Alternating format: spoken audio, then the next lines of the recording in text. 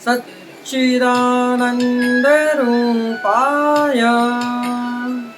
विश्वोपत्यादिहेतवे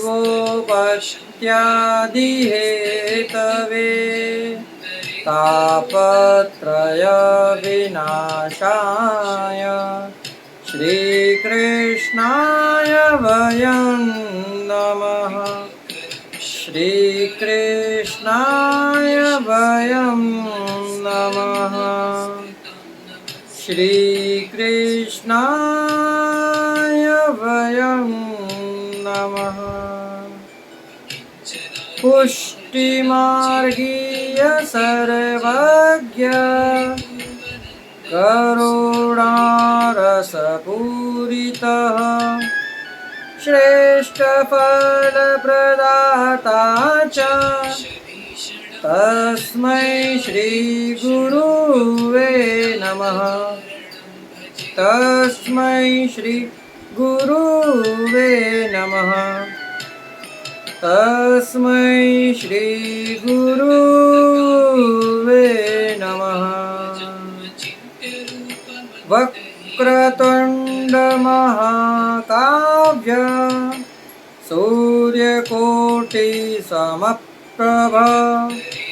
निर्विघ्नं कुरु मे देवो सर्वकार्येषु सर्वदा। सर्वकार्येषु सर्वदा। सर्वकार्येषु सर्वदा। जय श्री कृष्ण। राधे राधे। प्रियजनों, आप सभी को गणेश चतुर्दशी करवा चौथ की खूब खूब शुभकामनाएं एवं मंगलमय बधाई।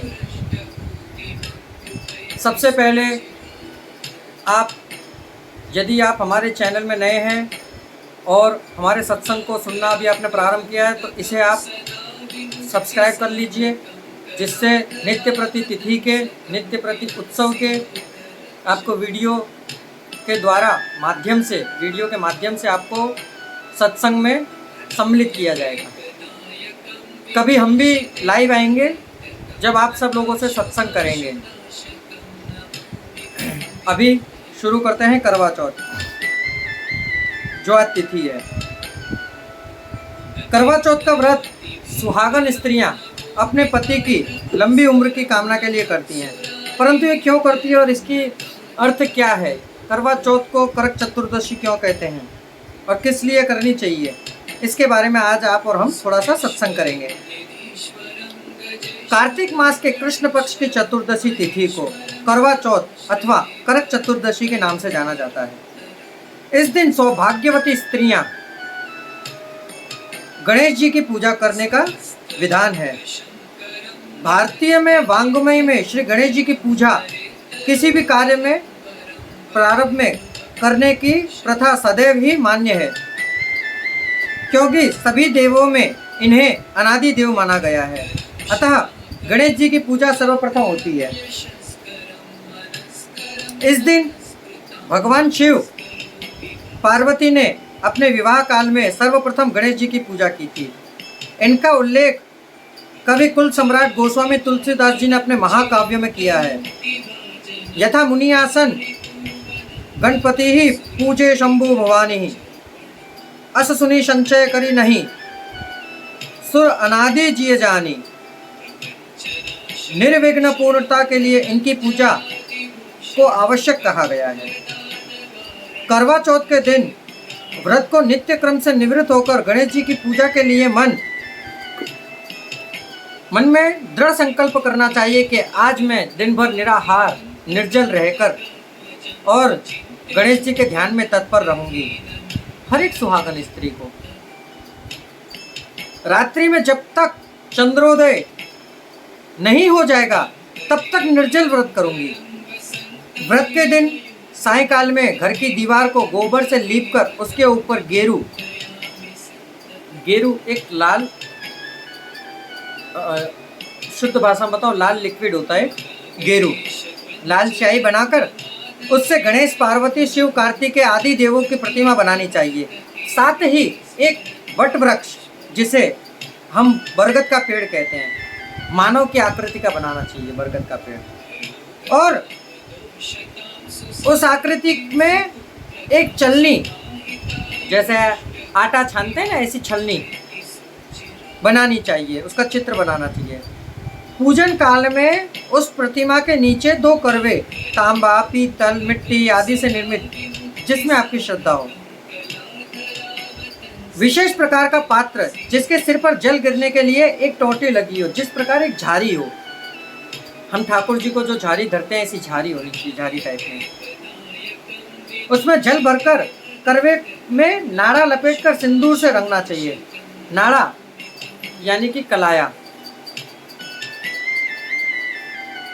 तदंतर कड़वे के ऊपर चावल की भरा हुआ पात्र, एक कटोरी, उस कटोरी में एक सुपारी भी रखनी चाहिए, जो नैवेद्य के रूप में उस पर चावल से बना हुआ लड्डू, चावल के आटे को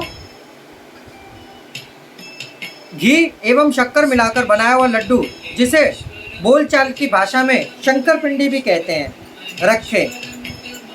अतिरिक्त प्रतिमा के पास खीर, पूड़ी, चावल के आटे में उड़द की पिट्ठी भरकर पकाया हुआ पकवान, इसे लोक भाषा में फारा भी कहते हैं, नैवेद्य के रूप में अर्पित करें। इसके अतिरिक्त ऋतु के फल, जिस प्रकार अभी कार्तिक मास में कोई भी ऋतु है तो उसमें आप धर सकते हैं कोई भी फल। भक्ति पूर्वक कथा श्रवण करें। कथा के अंत में पूर्व स्थापित उन करवों को दाहिने से बाएं और बाहिने से दाएं, यूं और यूं, इस प्रकार इस प्रतिक्रिया को लोक भाषा में करवा फेरना भी कहते हैं।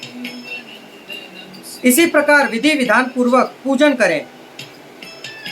व्रती के ऊपर गणेश जी प्रसन्न होते और उसको मनोवांछित फल देते हैं और अखंड सौभाग्यवती का आशीर्वाद प्राप्त होता है। कथा भी है इसके बारे में, एक छोटी सी संक्षिप्त में हम आपको सुनाना चाहेंगे। एक साहूकार था। उस साहूकार के 7 पुत्र और 1 पुत्री थी। कार्तिक कृष्ण की चतुर्दशी के दिन साहूकार की पत्नी, उसकी सभी बहुएं एवं कन्या संयुक्त रूप से व्रत का अनुष्ठान किया। सभी लोगों ने एक साथ सायंकाल में गणेश जी का पूजन किया। पूजन के पश्चात साहूकार के सभी पुत्र भोजन करने बैठे।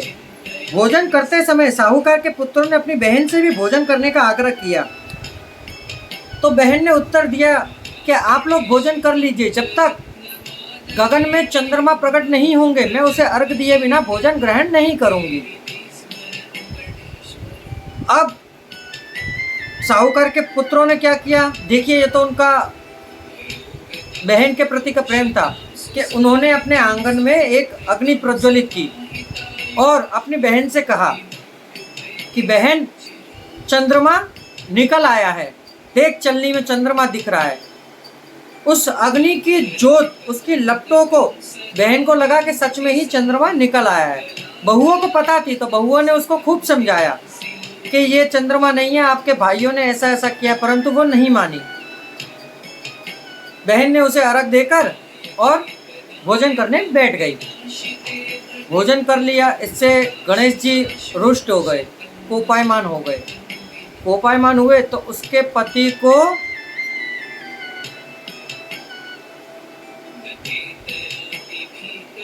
अत्यधिक रुष्ट हुए प्रभु और भयंकर रोग से ग्रस्त कर दिया। जैसे ही वो रोग से हुआ तो शोकाकुल होकर कष्ट भोगने लगी।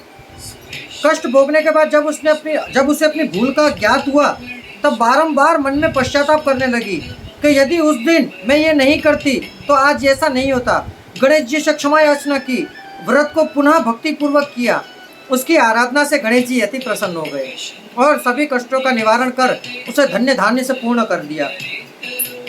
इसी प्रकार कोई भी, देखिए, यदि आपसे व्रत रहा जाए तो ही आप उस व्रत का अनुष्ठान करिए, अन्यथा नहीं। यदि आपसे नहीं रहा जा रहा है तो आप मत करिए। हमने कईयों को देखा है, कई माताएं बहनों को ऐसे हमने देखा है जो व्रत का अनुष्ठान तो कर लेती हैं परंतु उन्हें पूर्ण रूप से नहीं कर पाती हैं। रात्रि में अंतिम समय तक व्रत रहेंगी, परंतु जहाँ 1-2 घंटे की देरी होगी वहीं अपने व्रत को खंडित कर देंगी। अरे आपने पूरे दिन जब निकाल लिया तो 1-2 घंटे के लिए थोड़ी सी देर यातना और भोग लेते, या तो फिर आपको रहना ही नहीं चाहिए था।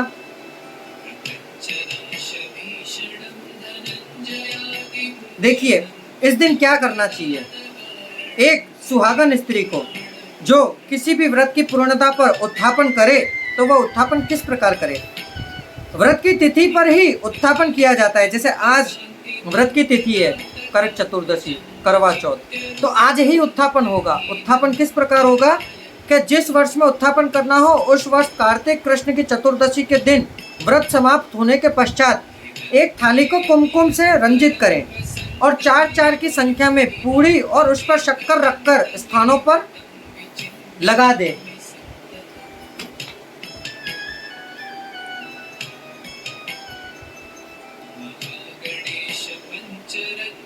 उस पर एक नई साड़ी लाल कलर की, एक ब्लाउज, दक्षिणा आदि रखकर अपनी सास को अर्पण करें। और जिनकी सास ना हो उन्हें चाहिए कि वह किसी सधवा ब्राह्मणी को दान कर दे। तदंतर 13 ब्राह्मणों को भोजन कराकर उन्हें द्रव्य दक्षिणा से संतुष्ट कर विदा करें। संपूर्ण कृत प्रतिपादन कर ले, तदंतर स्वयं ही अन्न ग्रहण करे। ऐसा करने से उन्हें उनका सौभाग्य अक्षय बना रहता है। ब्राह्मण भोजन और अपनी सास को अवश्य देना चाहिए। आजकल आप और हम देख रहे हैं कि कई घरों में, एक घर में नहीं कई घरों में ऐसा होता है कि ना सास को अपनी बहू पसंद आती है और ना बहू को अपनी सास पसंद आती है। इस घर की बहू को अगली दूसरे घर की सास पसंद आएगी और दूसरे घर की सास को अगले घर की बहू पसंद आएगी।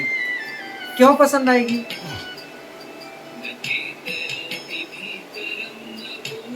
क्योंकि वो साथ नहीं रहते हैं। यदि आपको मन में ऐसा ही भाव उत्पन्न होता है तो आप ऐसा भी कर देख लीजिए। ये हमारा मनोभाव बता रहे हैं, आपको व्यक्त हम अपना मनोभाव बताकर व्यक्त कर रहे हैं। सिर्फ 6 महीने के लिए जो जिस सास की तारीफ कर रहा है या जो जिस बहू की तारीफ कर रहे हैं उन्हें आपस में 6 महीने के लिए साथ में रखिए। देखिए उनमें आपस में भी नहीं पटेगी।